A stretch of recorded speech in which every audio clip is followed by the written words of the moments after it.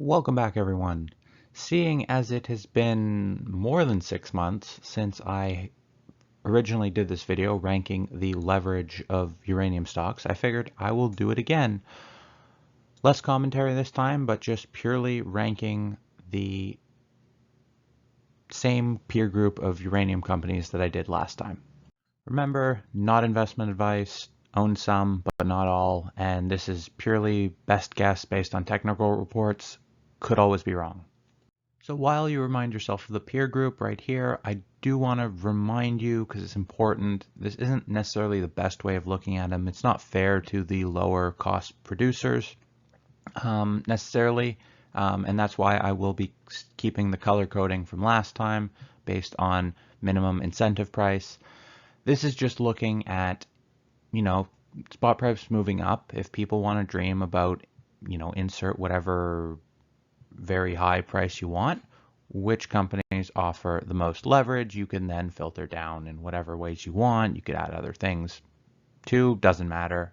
This is just one ranking.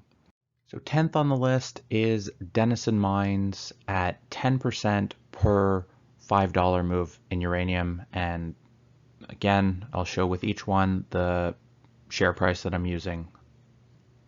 Beating Denison by 0.2% is Boss Energy, coming in at number 9 with 10% leverage also.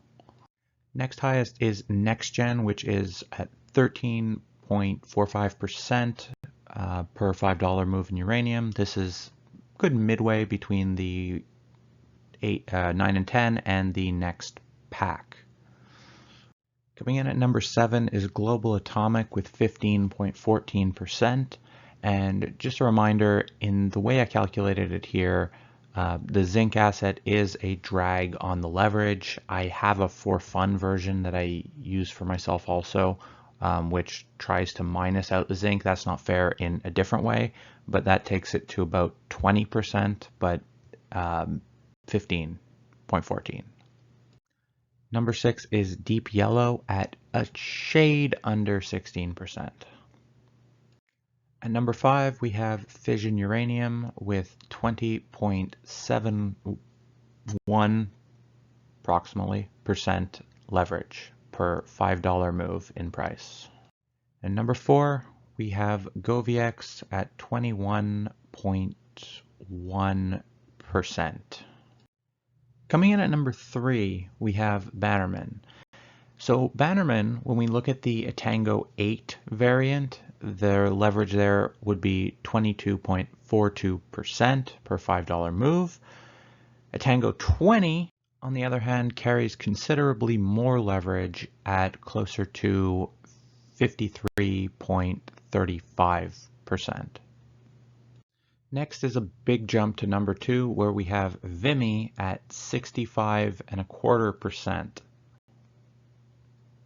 And inching it out for number 1, we still have Forcis, which has 66.85% leverage per $5 move. So that is percent of the market cap per $5 move in spot price. Well, contract price, realized price.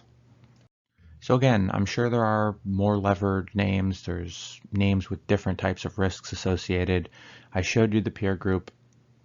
That's the names that were included in the calculation. The color coding is seen as here. Green can go into production under $50. Blue, 50 to 65, well, 64, and purple is the higher cost producers. This is purely if you think the price is going to 150, 200, 300, 1,000, as I've seen some claims. What you would look for would be the names that scored better on this list, presumably, unless you know something that nobody else does.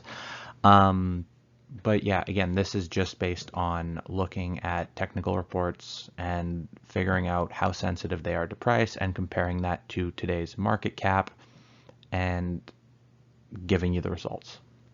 And again, this is only primary asset of developers because explorers are pretty much impossible to gauge the leverage, and again, there are different ways, different levers that you can pull, and different theses to invest upon other than purely which is the most undervalued. There's plenty of steps along the way that generally increase things in value. So be sure to check all those boxes. Do not simply use this. That would be a little crazy, but it's just intended as a helping point. Thanks for watching, everyone. I know this video wasn't that long, didn't say much. Really just wanted to give you an update on the numbers that I'm looking at, and I hope you enjoyed and don't listen to anything I say. Until next time, good luck, all the best.